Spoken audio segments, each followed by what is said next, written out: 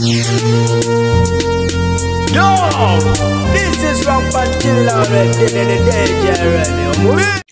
Bolambalamba bali kubanga te otuneza wona wosinzidde ntandise n'omukromanyidwanga Patrick Salvador yesa ono yadusiddwa mu ddwaliro Nakasero era nga awere nemba n'obulwadde katumuteke musala songa te n'omukyala manyidwanga mpiso afunira kumu oluvanyuma obulwadde bumukuba kundiri naye nga yavuddeyo n'agenda maaso kubanga te atuusa okwemulugunya kwe eri gavumenti eri mu buyinza ng'agamba nti essemba bulesi birungi n'akamu katono ddala oluvannyuma lwa kitaawe kubanga te akwatibwa n'atwalibwa emabega w'emitayimbwa entawe kweva taatawe mulunzi ensolo ze zagenze ne zirya ate ewa neighbor akati neighbor ye naddukira mu ki ku police bwe batyo taata ne bamukwata ne bamuggalira Nina Rose avuddeyo naye mulugunya n'agamba nti bannange olw'okuba ensolo yagenze eri ng'ate munnange sigamba nti taata ye yagenzeeyo n'ali ensolo ye yalidde ate taata muggalidde gavumenti kaaki eno gye tulimu era bw'atyo n'asaba omukulu Yoweri Kaguta Museveni n'amutegeeza nti ekyamazima kiri nti twetaagayo ak'obuntu muki mu nsi yaffe si lwakuba nti abantu balina amaanyi ku ground buli kimu bakitwalire mu ngalo nga bwe bakola ki nga bwe baagala zensonga z'omukromanyidwanga Brian White zikyagendera ddala maaso okubanga ate zikwajja era nga twogera poliisi ekutte omukyala amanyiddwanga Joyce Irene Nambalirwa ngono ye nannyini ddwaliro erimanyiddwanga Mabirizi erisangibwa ewakulekaana okusalama road yes poliisi ekyanoonyereza naye nga okukwatibwa kwono kiddiridde okuba nti poliisi yakizudde ng'omugenzi eyafa amanyiddwanga Caroline Nalubwama yafiira mu ddwaliro lino nga bagamba nti yalwawo okumuddusa ate mu ddwaliro eddene erisinga kaawo okufuna obujjanjabi nga bukyali so nti singa yakikola nga bukyali yandibadde obaolyawo obulamu bwe butaasibwa n'atafa so mu ngeri efaanako bw'etyo poliisi egenze maaso okuba nga ate eggalira omukyalo ono ate nga bo abamu ku bannayuganda si bamativu yes n'ebya Grammy Awards era nga bavuddeyo okuba nga balaga obutali bumativu bwabwe onawandise n'agamba nti Joshua Baraka tali nominated ku Grammy Awards Eddie Kenzo n'abeera nominated bannange make it make sense sibitegeera kijja kitya Joshua Baraka at least tukimanyi nti alina music ali mu trending worldwide nga buli wagenda wonna bamutegeera kijja kitya Eddie Kenzo ng'ate yaliyo oyo ayagala mu muyambeko okumunyonyola ate kibere nga kimakinga sense bulungi nyinyi ddala gw'atabitegeera Eddie Kenzo yagetinze nominated nateera mu Grammy Awards ate nga y'omukyala amanyiddwanga Mary Bata ye n'obufumbo tobagatta wamu yes yagenze maaso okuba nga ate ategeeza nti kano si ke kadde ak'okuba nga ate abeera mu bufumbo ekirungi alinayoko ka baby so ne ku lw'ensonga eyo yabategeezezza nti nsaawa yakunoonya nsimbi kukuba muziki kutabaala wano na wali ebyo concentrating mu bufumbo yes byaliko mu kadde kano ate nga y'omukyala amanyiddwanga Florence Nampija oluvannyuma lw'okulekerera oba lw'okulekulira ku BBS Terefina agali mu nkubo gagamba nti she's ready aliset okuba nga ate atubako omukolo buli gwennyini supalubalula gukyagendera ddala maaso okuba nga tegutesebwako mpola mpola mu kimpooze mu nkukutu bya kasuku naye omanyi nti kasuku ye kizibu nnyo okuleeta olugambo ng'ate munnange si lutuufu naye ng'atukakasizza nti bali mu nteekateeka za mikolo egya Florence Nampija bangi mubadde nga mubuuza omukyalo ono ofumbirwa ddi okuza ova ddi awo twagala ove ku lugya leeta omusajja twagala kulaba ku baana kaakati ekiriwo kyekyo weewaawo tatubuulidde musajja naye nga tukimanyi bulungi nnyo nti abangi bamupiningako omukulu amanyiddwanga Ahmed Lubowa so katulindire emikolo eginaba gikwajjiza tulabe omwami wa Nampija ate tumwagalize n'obufumbo obulungi obujjudde ebibala ebirungi obaolyawo era kwaga ate nkutuusako akamu ku butambi ng'omukyalo ono asiibulwa banne babadde akola nabo ate wali eri ku BBS Telefina. Mami, how are you? You're looking very demure. Thank you. Oh, Mama the phony. Hey, Mama the canale. Mami, I have this burning question. Jenina, how do you look that very extravagantly pretty and you have like I've not had you in these candles of bam to teno namranira bichi. How do you be faithful with that beauty? Like tofuna buzibu. Perfect enough but na bijobo kumtala kuno. Tubane line zaffe nga line esimbye. Ati kugambe chipi. I think Sechiri Monze. But you can learn. I can. Why? We learn things every day. Muri mwebirungi mukubera omuyayi. Walwera woberera omwesimbu notalina kyofunamu. But at least ngansigaze ekitiibwa. But Florence, how do you look like that? Honestly, the second time I'm asking you. And mbadde nkubuuza but daddy bange bali batya oba daddy No. Techikuwa obuzibu. Yadde n'akatono. Like all that beauty to be for one person. Yes, because nakuba for one person. Mulaba nnyo opera nammwe bubonoonye. Not really. But please mvaako wabula. So, what word do you have for pretties like yunze sibirimu tobingamba kuba sijja kumekitiibwa kubeera miyayi tekikwongerako. But there is money. No money. You have your 4 men, one for me. No, kola because you go kola tewetaaga basajja. But you also put in work to work hard. Why would you work hard with that beauty? Because nina okuba ne ssente. Anti kiddayo ku kye mbadde nkugamba kati awo wennyini awo. Have your 4 men. Let baba naakolekawo. Nguddeyo ku drawing board back to default settings. Mami, one last question. You've heard it before. How are you that strikingly beautiful and you have just 1 man? God. Katonda. Ate nga ye mukyala amanyiddwa nga Farida Nakazwe ngono naye yali mukozi ku TV emanyiddwa nga NTV. Yes, yakola ebbanga eriwerako ddala era bw'atyo n'amala n'akola ki n'amalamu omusuubi oba n'atusiibula. Yatusomeranga amawulire amalungi era nga bangi baamukoola amangu ddala nga yakagenda nti mami come back komawo tusomera amawulire naye nga mami poteya okitegedde. So ono yalabikiddeko mu interview emu n'atutegeeza lwaki yagenda. Agamba nti emyaka 2 egyasembayo mu programu eyamwasuze mutya yamuleetera kubanga ate munange obulamu bwe bugotaanamuko bwajjula entiisa olwa stories ez'enjawulo abantu ze baali bamuleeteranga. Jjukira nti stories ezimu zaabeeranga za nnaku nga munnaye oba toli emotional osobola okuba ng'omalako nazo naye ye agamba yali so emotional ng'ebintu bimuyisa bubi bimukolera ddala bubi so ne ku ensonga eyo bye byamusindiikiriza okubanga akalimu akadduka wannyo waawo n'asiteekako njabala. So ng'ate yatutegeezezzaako nti ebimu ku byamulemesa omwagalwa yali ayinaawo omwagalwa naye mbu omusajja olw'okuba yamulaba abeera ne Briera ngamba Briera ono wa Brunoke musajja n'agamba nze n'ateekako njabala oyo yayita kwagala Farida. Yes, Briera si nsonga naye oyo yayita kwagala bwagazi kyenyiza okugamba. Anyways, Farida yavudde n'agenda maaso okuba nga atulaga lisita y'ebintu byali atesitesa okuba nga akola omwaka 2025 naye nga tekyasobodde kuggwa bulungi. Abantu abasinga lisita eno bagikola naga nti nze guno omwaka njagala ngula ettaka, guno omwaka njagala nzimbe kalina, guno omwaka njagala nvuge emmotoka, guno omwaka njagala ngula iPhone bwet. Naye oluusi ebimu ne bituukira ebimu ne bitatuukira ate abamu n'atatuukiriza nako ddala. Kakati ne Farida bw'ati bw'ali lisiti ye abadde nayo mpanvu nzibu naye yasobodde okutuukirizaako ebimu ne bigaana era n'aga nti kati bino nzikiriza bikoze ki bigaanye kuba we tutuuse wabulayo omwezi gumu gwokka omwaka gukole ki guggweko.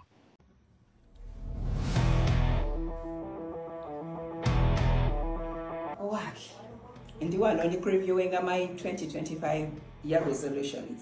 Naye mama, oba tuba tuli ku kinga tuwandiika ebintu bino.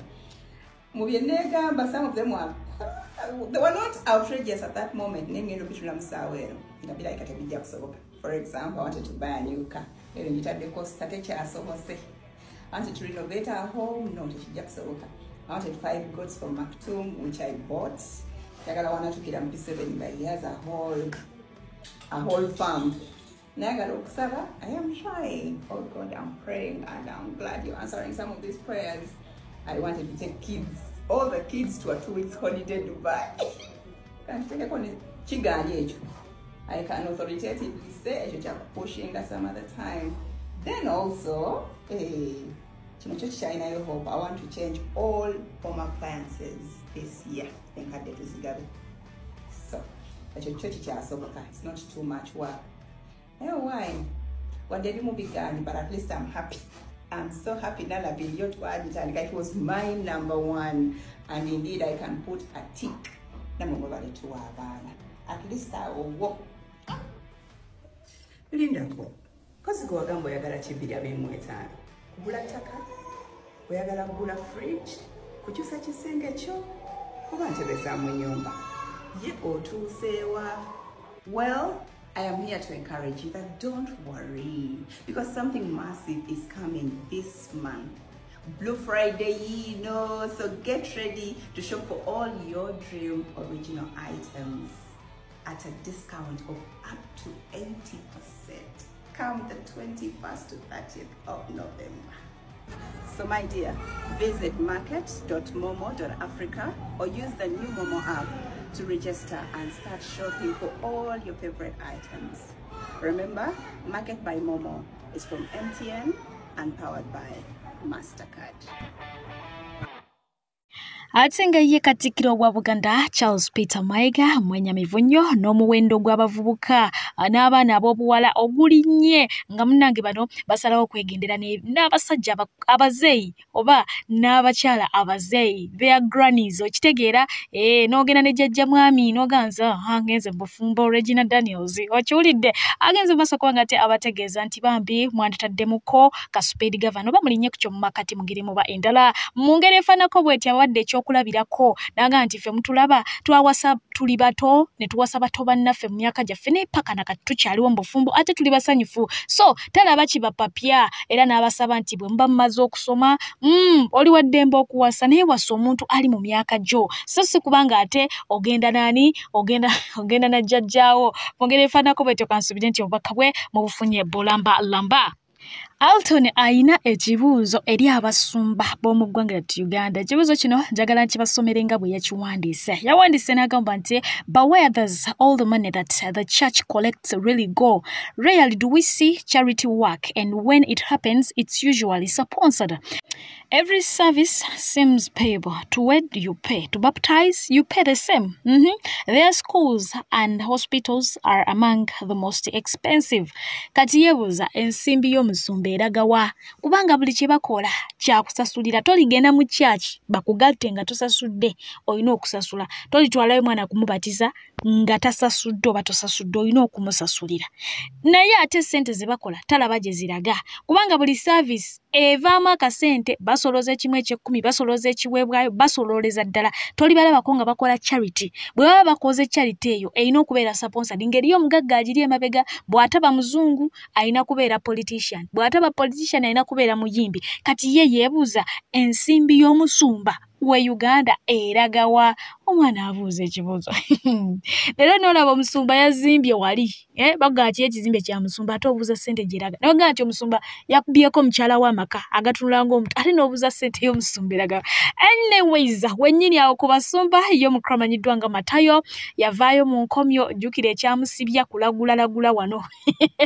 Yavuddeyo n'agenda maaso kuwaga ate alagula era n'ategeeza nti mu Desemba tugenda kufiirwa omusumba ow'amaanyi ennyo ku basumba be tulina mu ggwanga lya Uganda. Kati naawe osobola okusimbya layini n'olaba ku basumba banene be tulina ani ayinza okugenda. Naye nga bo abalokole batandise dda okubisazaamu buli alina omusumba we nga munene n'agamba mbisazaamu linnya lya Yesu, I rebuke it, nkikutula mwoyo yo kya batandise ddala mbisalizeemu ddala. Naye nga ye Matayo abasinga obungi bamukkiririzaamu kubanga yabalagulira n'alagula paapa n'afa. Kati awo abantu bakkiriza ddala nti buli kyalagula tiiki.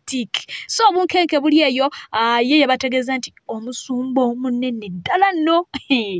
Waliwo pasita wano agenda okufa wano mu Desemba eno nga wansi ki muna Uganda omu ku bapasita b'amaanyi sigenda kwogera linnya lye naye nga omu ku banene betumanyi ayinza okufa. Abanene b'omu Kampala bali babiliyoniya ayinza okufa tayinza wabula agenda kufa. myaka ng'emeka mu maaso tuli mu gwa Novemba leero 4 Novemba 2024. Kakati no awo nno bo abakkiriza mu Matayo ke kadde either okumukkiririzaamu ddala oba okumudawutinga so nga ate n'abatali ku mugendo gwa mukkirizaamu oba oliawo bwe banaatandikira. Naye nga kyolina omumanya essaala zo zikwajja basazaamu byalagudde. Naye waliwo ate omukyala yafubutuseeyo ku mukutu ogwa TikTok ono asensula abasumba alina research ze zaakola n'ajja n'abannyonnyola ku basumba bamwe. Kakati ku mulundi guno yatunyonnyoddeko ku musumba amanyiddwa nga Apostle Grace, yes, Lubega Grace owa Fanero, ate n'ayogerako ne ku Kakande agenda aboogerako mpolampola. Anyways, byayogera bingi naye ngenda kuba nga ate nkuwaayokko kamukamu mpolampola paka etuituuka gye tulaga. Guys, I was going to tell you about the 18 billion Uganda shillings which Fanero Ministries borrowed from Equity Bank Uganda, and they had issues around their security. But I have bigger fish to fry. Like Pastor Samuel Kakande, who is the richest pastor in Uganda, valued at $900 million. This is the same pastor who sells holy rice at 50,000 Ugandan shillings and apparently holy water. You gotta know, we have bigger fish to fry. So let me start cooking. First, Pastor Samuel Kakande was born on 5th May in 1969 at Mulago, Kubiri, Kampala, Uganda. He's a Muganda by tribe. There isn't so much about his history, but apparently he was born here, studied here, and then he went to Tanzania where he worked as a carpenter before coming back to Uganda and starting to preach the word of God. Mainly, he was known for his charismatic preaching and self-proclaimed prophetic gifts. Like me right now, I think I'm chosen. Anyways, the message behind him was a blend of spiritual deliverance with promises of material breakthroughs, and this attracted thousands of people, you know. So, in the 1990s, Kakande started preaching, and mostly his word or the message about him traveled through word of mouth and local radio stations. In the early 2000s, Kakande started the Kakande Ministries, and he expanded through televisions and YouTube, and also through this he also attracted thousands of people, and he encouraged them to make donations and offerings in the name of the so-called the mustard seed. You guys, if you need capital, start a church. Now, in the mid-2000s, he attracted so many people to come into his church, and it was during this time that he acquired a lot of land which he invested in, and he started business as a farmer. And in fact, in 2007, apparently he started that Masindi Rice Farm, literally one of the largest. I have been there myself, and bro, he gave us a nice goat. But yeah, this guy, now that's where the holy rice comes from. And he says that even this machinery, it's one of the most modernized farms we have, rice farms we have in Uganda. He says this machinery, it came from the United States. Anyways, in 2010, he expanded his media and started at satellite TV and also the YouTube to reach the rest of us in the diaspora. Between 2020 and 2025, he's currently valued at $900 million US. But guys, how do you commercialize faith like this? Anyway, let us continue. I gotta tell you some of the things that he owns. So apparently he owns shares in Bank of Africa. Pastor Kakande also has farms of rice, maize, and fish farming in Masindi, Lueza, and Luero. Pastor Kakande also has real estate investments. He has mansions, one in Muyenga, which is valued at 3 billion Uganda shillings, and one in Gaba, which is valued at 2 billion Uganda shillings. Pastor Kakande has also heavily invested in fish farming, and it's said that in his agriculture he invested $2 million US at the start, approximately 7 billion Uganda shillings.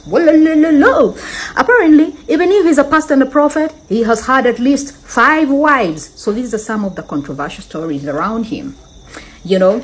Then he has also constructed one of the largest churches on the African continent. Father Lord, just visit Mulago around there. And you know what, I always ask myself, how can you construct a church next to a hospital and this hospital still looks like the same as from 1962 when Queen Elizabeth commissioned it? Anyway, let us continue. Pastors like Pastor Jackson Senyonga has criticized the people who go to Pastor Kakande's church.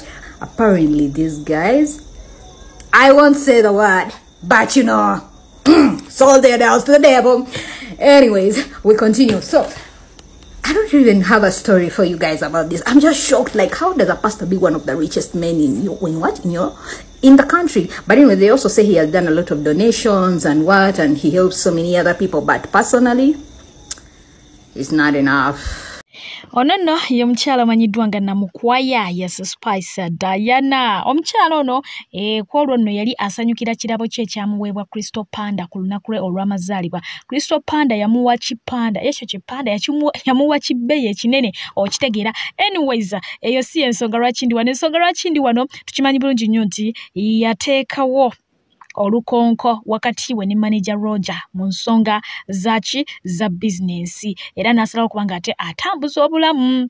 Ebyo tuze tubiraba, Shiba yabikola, Basindi babikola, which is not bad kuba omuntu era atuuka ekiseera nakola kinatekinga life ye mu maaso naye nga yo mukuru amanyiddwa nga Abitex omutesitesi w'ebivulu avuddeyo ate munnange n'akalakata namukwaya agamba nti ayina empisa embi yasuulawo omusajja eyali amugumiikiriza mu buli mbeera nanke ojja musajja nnyo okubanga abadde n'omukyalo oyo ebbanga eryo lyonna nga bakola bizinensi ng'ate beeyagala ng'ate eriyo n'abalala oba oli awo ababojjerera n'asirika kyabulabe nnyo era looja asana kuwa credit tetagamu awaadi kakati ekisinga obukulu abayimbi abo bajja nga tebalina kye bali n'obafuula kye bali n'abasajja ab'ebbeeyi ne babalaba ne babateekamu amamotoka ne babateekamu ssente n'alyoka asamba eddaala eryamutuusa waggulu ekyo nno kyabulaba omukazi omuyimbi n'ababeera musiru asemberayo ddala tasobola kwawukana na maneja we yamufuula kyali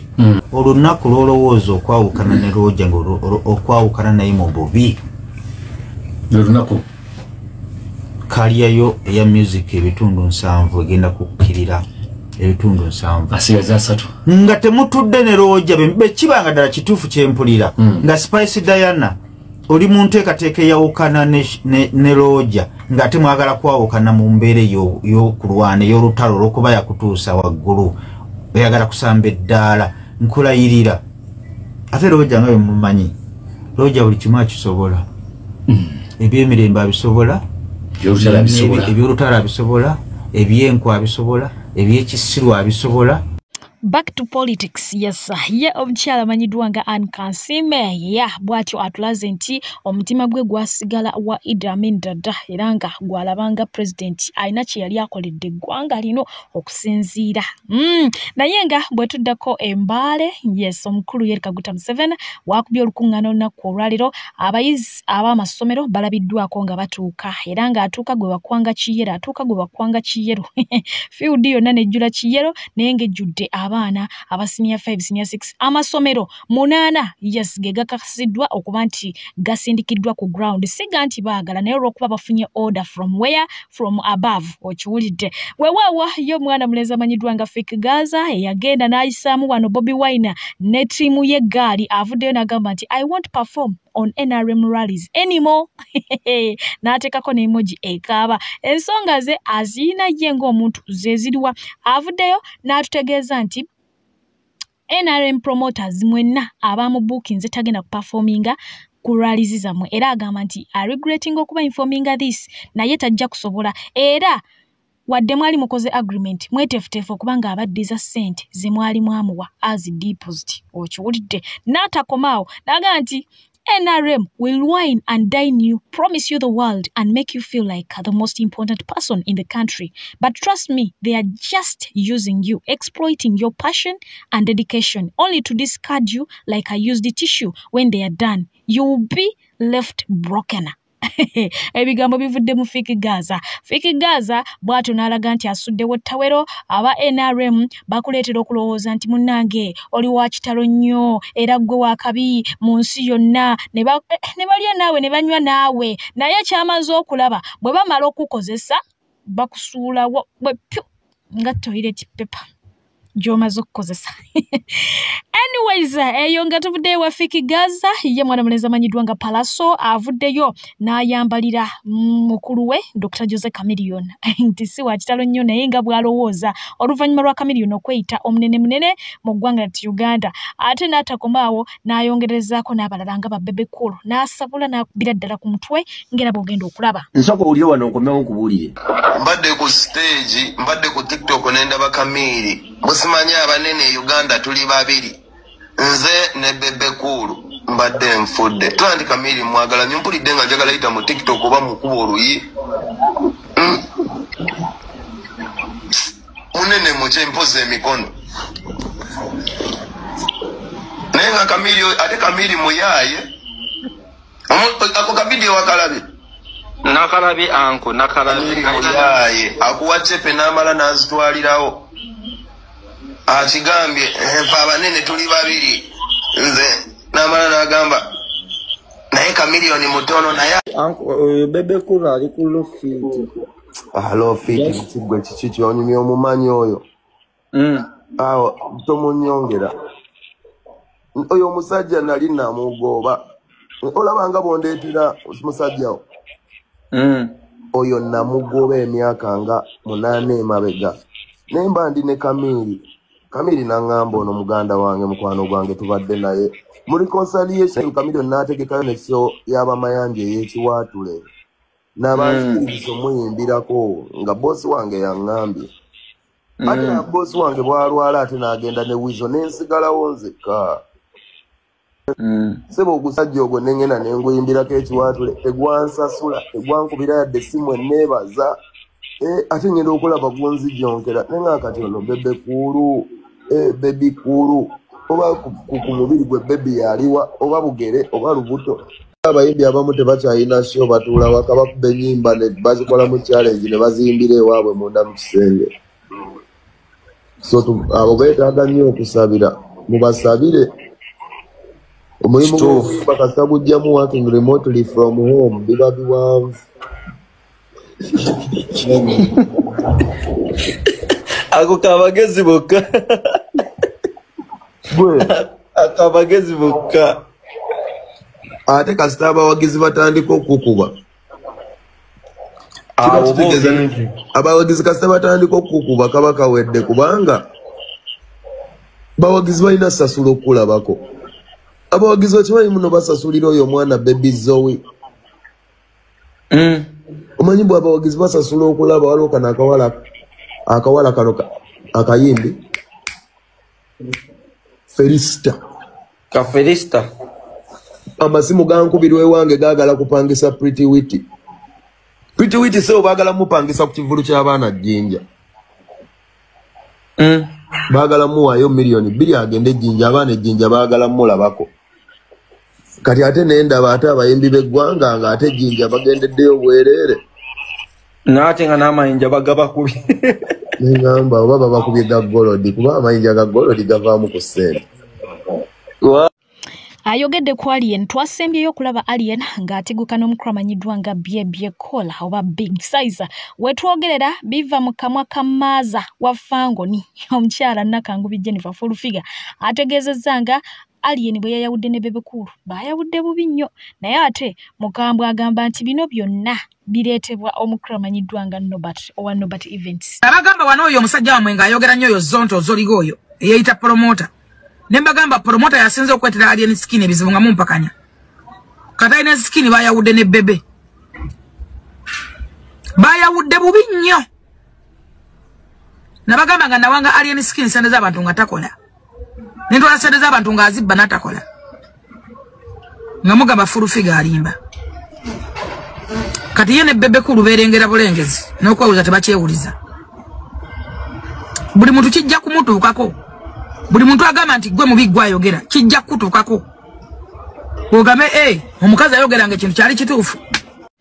Weewaawa ye mwana mulezi Tamale Mironde Junior ennaku zino yafuukira ddala kojja ssenga okusabula alina kutono ddala okubuulirira alina kuyitirivu ddala era nga yavuddeyo n'agenda maaso okuba nga ate abuulirira Kimenke nti bw'aba ayagala okuwangula alina okubeera n'empisa ebyafujjo tebigenda kukola kubanga kati afuuse ttena bwadde eno nga basamba bwadde eri nga basamba buli walaga tebakyamwagala olw'empisa ze ate mbwe zitali ki nnungi mu society. Kati bamukube nga abakuba omupiira. Luli yagende Jjinja ne bamukuba. Kati Alien yafuuka kapiira bakuba kakube. Fujjo. Bw'obanga oyagala kuba sita bane empisa.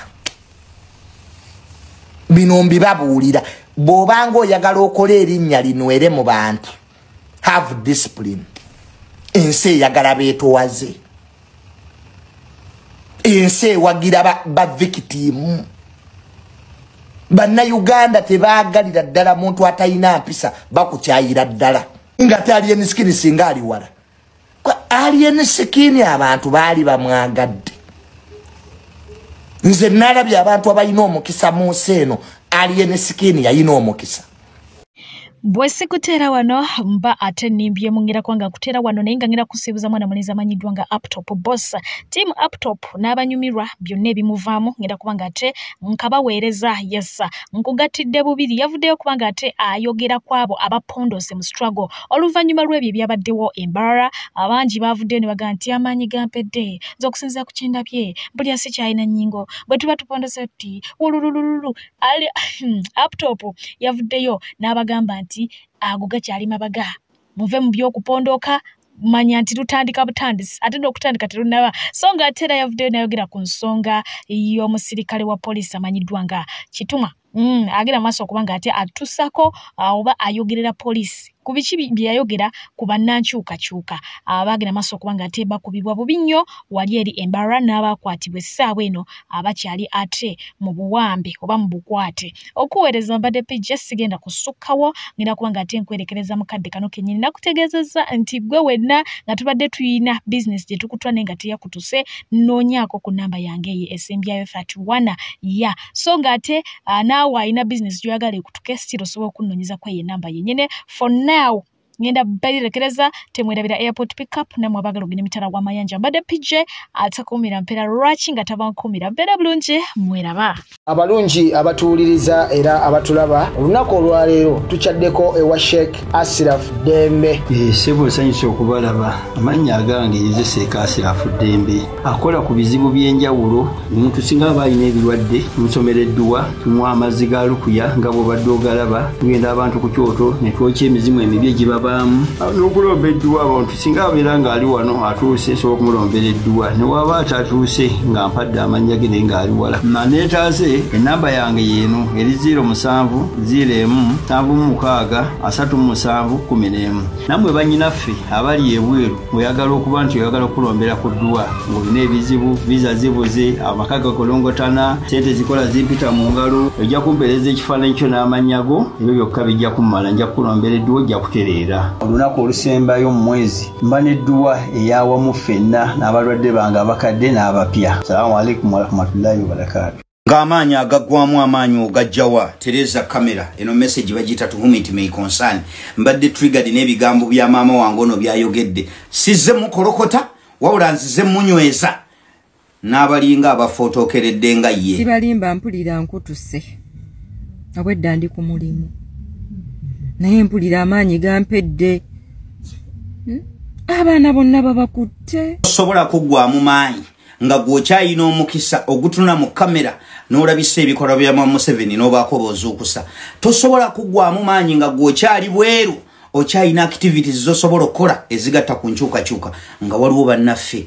abayina omukisa ng'ogwo gwabaggyibwako bali mu makomera munda babobiyanga bali mu makomera bamachete bali mu makomera ba Alex Waiswa bali mu makomera ba Edimotwe bali mu makomera balina abaana they have every reason abo kuggwamu amaanyi naye abo tebaggwamu maanyi balina bakyala baabwe nga basula mu bifuba byabwe abo bakyali banywevu essuubi lyabwe libali mu baani mumwe abali ebweru gwali ebweru bw'otandika okulaga nti ofootokeredde oli munnaffe gwe baasiba oba omuleseewa ng'ate anyweredde ku ffe tosobola kuggwamu kati maanyi essaawa eno bano abasajja mubaleka ekintu kye bakola beggalidde ne kapa mu nnyumba bali mu bagana nayo ejja kubataagula lwaki oggwamu amaanyi ng'otandise olwaleero ebigambo byoggwe byoyogera bizuukusizza bangi nga n'abaabwe batandise okubalaga nti bannange kino kye mukola kifu lwaki mwonoona eddembe ly'Abannayuganda lwaki mwonoona eddembe ly'Abannayuganda bulijjo mugamba tewali tribalism kiki kino kye mukola nga lwaki oba oggwamu amaanyi nga tutandise okulaba ku ba prison officers nabo nga baga nti bannange kino kifu luli tebayogera nga batyanga okufiirwa emirimu gyabwe naye kati nabo batandise okufuna lo bagifunira kwani gwe yeetunuzaamu kamera n'oyogera n'agamba ekitegeeza wabaawo ekitagenda bulungi nange nsobola okwetunuzaamu kamera n'enjogera. Stop judging officers with glittering faces. People are rotting. Officers' children are not going beyond the senior form. Bw'ayogera abo baafunalo. Oyo naye bw'ayogedde ayina abalala baawalo omanyi bameka baakiikiridde. Omanyi bameka abalina endowooza ng'eyiye nenga batya buti kuogera kati gwe lwaki obogwamu amaanyi gwe tomanyi maanyi ga ddoboozi lyo gwe ng'okyalina chance eri ebweru tewaliwo nsonga lwaki obogwamu amaanyi kankuwa example olirating ne ku mbeera eriwo example ngenda jjuwa nga nsinziira kusaidia ffe ng'abasiraamu omubaka sallallahu alaihi wasallama mu kaseera we yakoolera abantu okujja okudda eri obusiraamu njagala bw'okwata ng'okirireetinga simanyi kino bwe kibanga kyenkola kikyamu baseeka banaakola ki bana nnoŋŋamya ne baŋŋa nti ez'ekizampo toddanga muziwa kikyamu era ndikikomya naye njagala nnyo okulireetingira ebintu ng'ekizampo nziweera mu ddiini yange omubaka sallallahu alaihi wasallama mu kaseera we yakoolera abantu begatta eri obusiraamu bangi bamulwanyisa baswahaba be yali nabo ekintu nekibazitowako nekibagamba naye naye omusajja onoowa ddala mazima n'omusajja wadda noba nga gwe nabbi abasajja ne batukuba abamu basituka atunyumiza atugamba nti shakauna ila rasulullahi sallallahu alaihi wasallama twagenda ne twemulugunya eri omubaka sallallahu alaihi wasallama netumugamba nti ala tastansuru lana ala tadiu lana lwaki totusabirako tufune okutaasibwa gwatula ku meeza enene lwaki totusabirako eri Allah abasajja nga batuyitiriddeko abasajja nga batujojesa kisembezo kifaanaganya olwaleero waluwaga nti banaye abasajja bano nga batubonyabonyeza bannange nga batubonyabonyeza ffe twagala kubivaamu abo beemulugunya nga bajja eri omubaka sallallahu alaihi wasallama nga kibasuseeko ng'olwaleero bwe muli mu kwemulugunya mugana naye bannange abaana baffe nga babayoola babamalawo omubaka yamugumya amunyweza amugamba nti waliwo abannammwe ababakulembera bayita mu bizibu babonyabonyezebwa abasajja ne batuuka okubeera nga bamusimba mu ttaka ng'ekimera omusajja ne batuuka okubeera nga bamukwata omutwe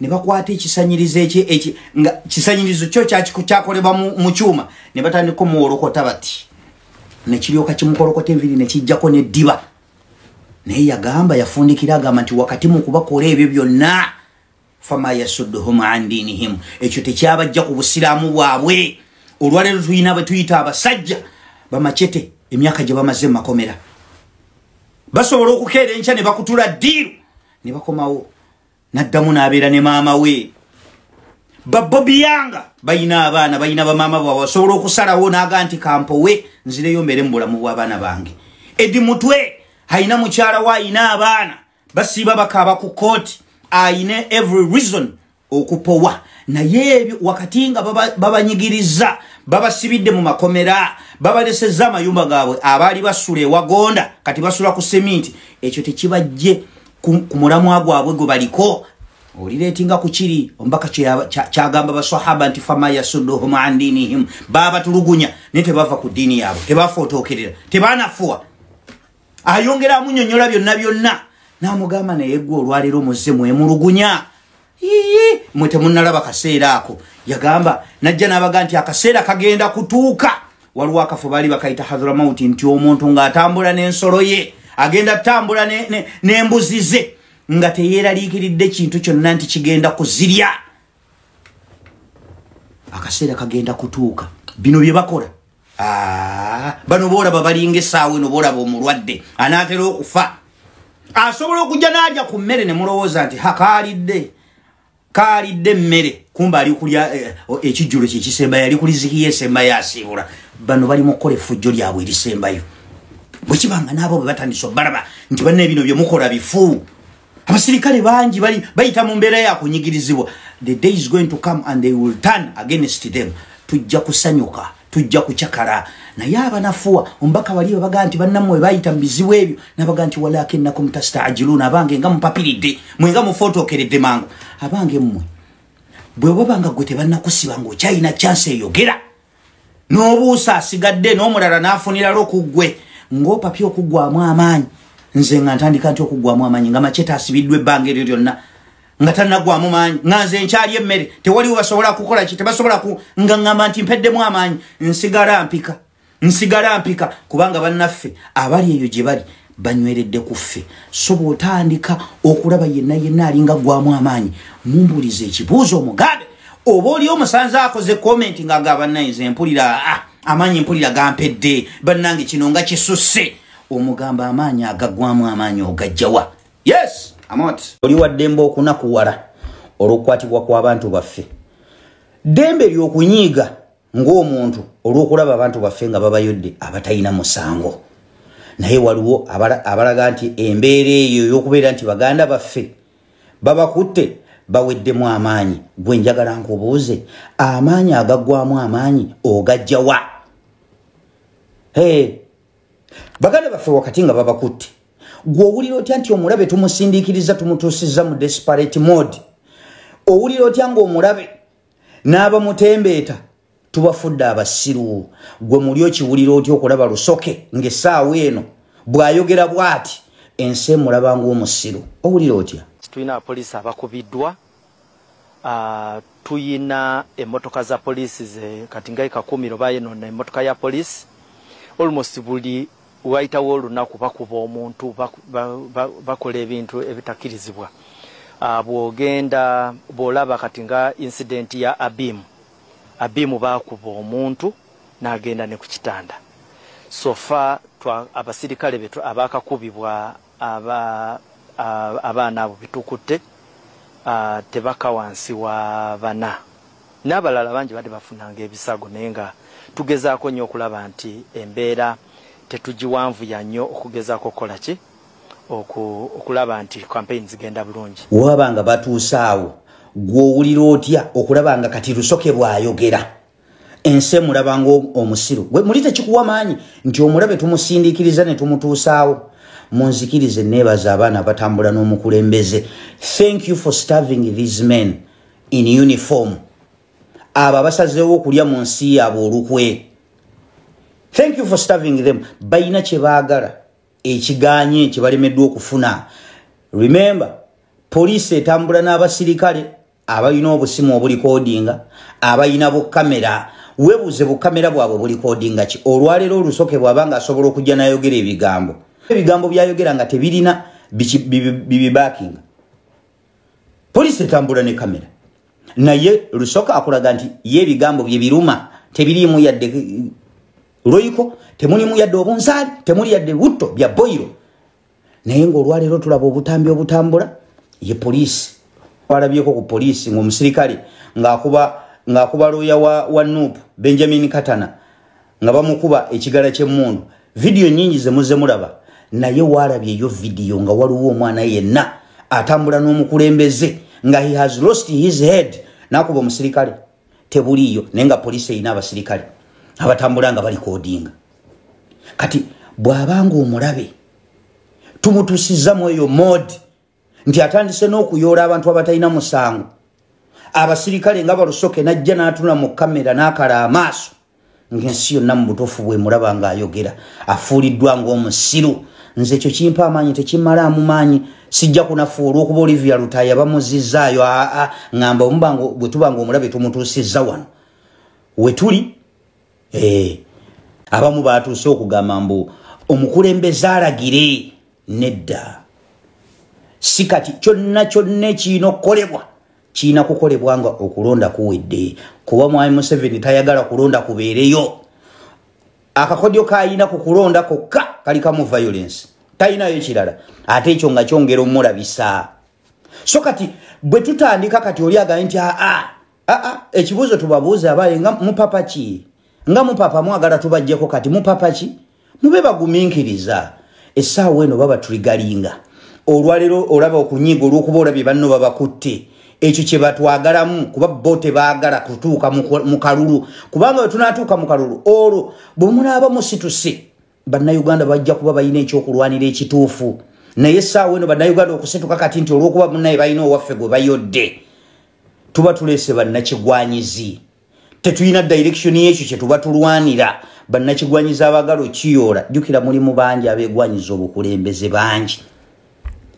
ng'okusituka bwe kubaayo kati bannakigwanyiza ekintu baba bajja kivuba naye bwe tulinda wali kitegeeza tulina gwe tulonze bannayuganda gwe balonze nga basituse nga ddala balwanira buwanguzi obwo so tebajja kututwala mu muzannyo gwabwe mubabuuza abaaye nga mupapa mangu mwagala mukuvaako kati mupapa ki tebatupakusa gwabadde aweddemu amaanyi sanyukako kubanga otunuulira abasajja olwaleero ebikolwa bye bakola n'ebigambo bye boogera nga balinga basiru olwalero olaba Museveni ku campaign balinga basiru babebe kulu abatembeta Museveni buli muntu atunuulira wadde omuntu tayagala Bobi Wine atunuulira babebe kulu nga balinga basiru kati gwa amaanyi agagwamu amaanyi oba ogajjeewo mbanaye okusinziira ku kye bakoze bayodda abantu baffe mpulira amaanyi gampe tegakugwamu olw'ensonga ekyo kikulaga ekyo omulabe ateereddwa mu desperate mode bw'aba atandise okuliyakitinga bw'atyo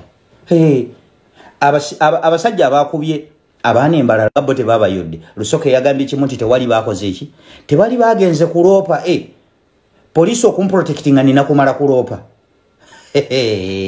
ekintu kyabwe kye babadde bagoba kyabalidde basindisa abo abasajja abakubye abaana ba Nuupu nga baagala bayinstiringemu fiya baleme kweyongerayo gye babadde beyongera ne campaign mu kweyongerayo abantu b'embalala ne bakola statement ne babalaga nti mutujje mu bintu byammwe ne bastorminga hotel omukulembeze we yasuze ne bakola statement nti fe abo tetubamanyi abantu b'omwankole ffe sifa abo tetulinga abo kuba babadde balowooza nti omuggobo gunaakaaba nti bano campaign bajja zikola ki bajja zistopinga badde Kampala basigadde basonga era abantu b'omwankole ne bakola statement ne baduga mwe n'abakoze ebyo mutujje mu bintu byammwe ekyo kikulaga ki bw'obeera gwe nga guwabaze ekyo kye babadde babaze taba mutuufu kunyiiga kitegeeza mission yabwe yagudde butaka bo babadde bamanyi nti omuggobo gunaakaba bagenda